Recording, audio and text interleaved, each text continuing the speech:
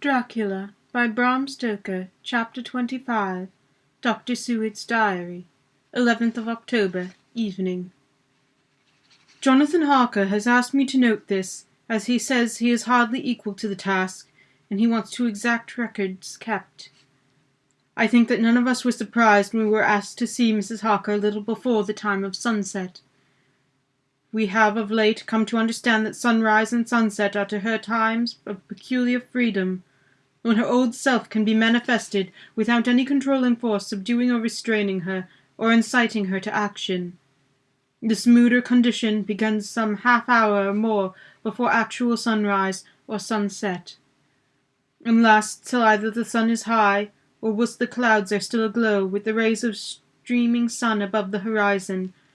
At first there is a sort of negative condition, as if some tie were loosened, and then the absolute freedom quickly follows. When, however, the freedom ceases, the change back or relapse comes quickly, preceded only by a spell of warning silence. Tonight, when we met, she was somewhat constrained, and bore all the signs of an internal struggle. I put it down myself to her making a violent effort at the earliest instant, so she could do so.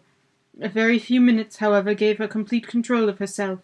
Then, motioning her husband to sit beside her on the sofa, where she was half reclining, she made the rest of us bring chairs up close. Taking her husband's hand in hers, she began. "We are all here together in freedom, perhaps the last time. I know, dear, I know that you will always be with me to the end."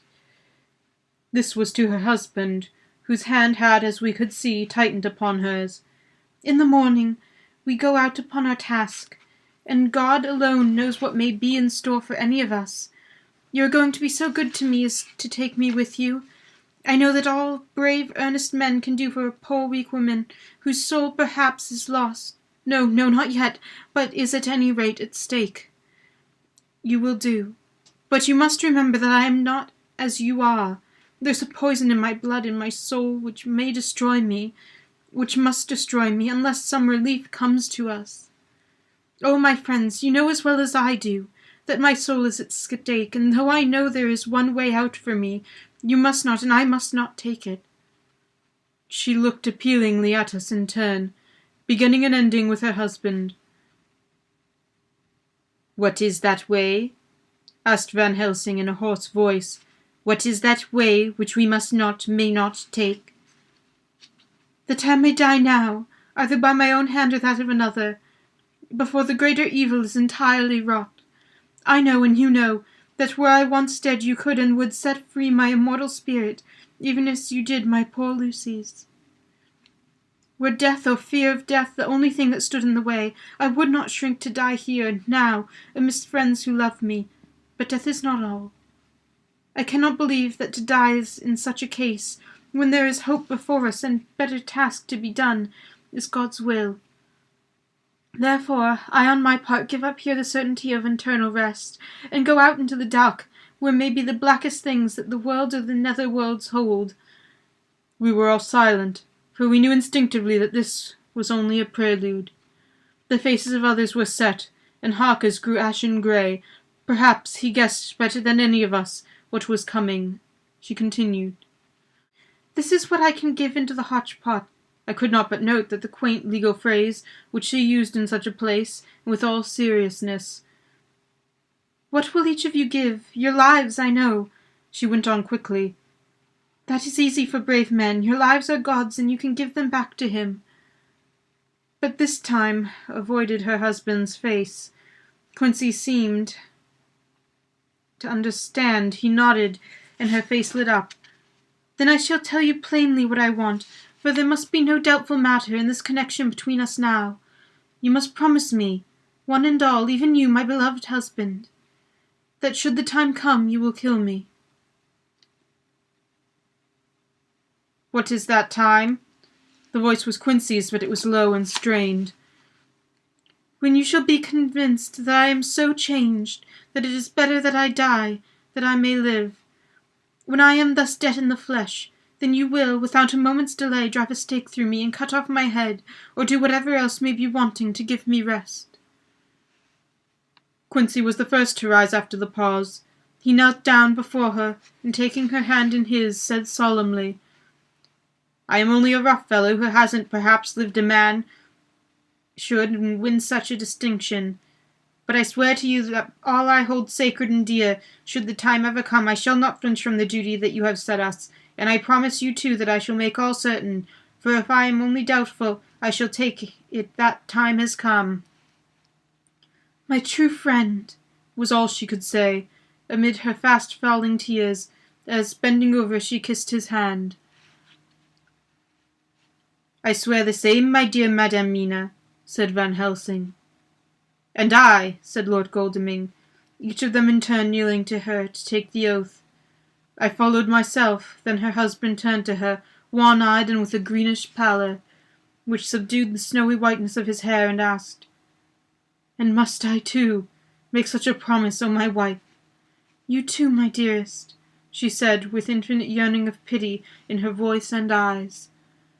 "You must not shrink. You are nearest and dearest in all the world to me. Our souls are knit into one, for all life and all time. Think, dear, that there have been times when brave men have killed their wives and their womankind to keep them from falling into the hands of the enemy. Their hands did not falter any more because those they loved implored them to slay them. It is men's duty towards those whom they love, in such times of sore trial. And, oh my dear, if it is to be that I must meet death at any hand, let it be at the hand of him who loves me best. Dr. Van Helsing, I have not forgotten your mercy in poor Lucy's case. To him who loved—" She stopped in a flying blush and changed her phrase. "To him who had best right to give her peace. If that time shall come again, I look to you to make it a happy memory of my husband's life, that it was his loving hand which set me free from that awful thrall upon me." "Again I swear," came the Professor's resonant voice.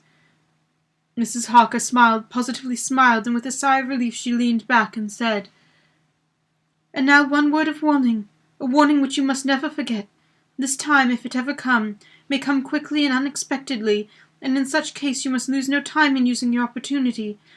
At such a time I myself nay, if the time ever comes, shall be leagued with your enemy against you. One more request." She became very solemn, and she said this. "It is not vital and necessary like the other, but I want you to do one thing for me, if you will." We all acquiesced, but no one spoke. There was no need to speak. "I want you to read the burial service." She was interrupted by a deep groan from her husband, taking his hand in hers, and she held it over her heart, and continued, "You must read it over me some day. Whatever may be the issue of all this fearful state of things, it will be a sweet thought to all or some of us. You, my dearest, will, I hope, read it, for then it will be in your voice in my memory for ever, come what may." "But, oh, my dear one," he pleaded, "death is afar off from you." "Nay," she said, holding up a warning hand, "I am deeper in death at this moment than if the weight of an earthly grave lay heavy upon me." "Oh, my wife, must I read it?" he said before he began. "It would comfort me, my husband," was all she said, and he began to read when she had got the book ready. How could anyone tell of the strange scene, its solemnity, its gloom, its sadness, its horror, and withal its sweetness? Even a sceptic who can see nothing but a travesty of bitter truth in anything holy or emotional would have been melted to the heart had he seen the little group of loving and devoted friends kneeling round that stricken and sorrowing lady, or heard the tender passion of her husband's voice, as in tones so broken with emotion that he often had to pause. He read the simple and beautiful service for the burial of the dead. I cannot go on. Words and the voice fail me." She was right in her instinct, strange as it was, bizarre as may hereafter seem even to us who felt its potent influence at the time. It comforted us much. And the silence which showed Mrs. Harker's coming relapse from her freedom of soul did not seem so full of despair to any of us as we had dreaded.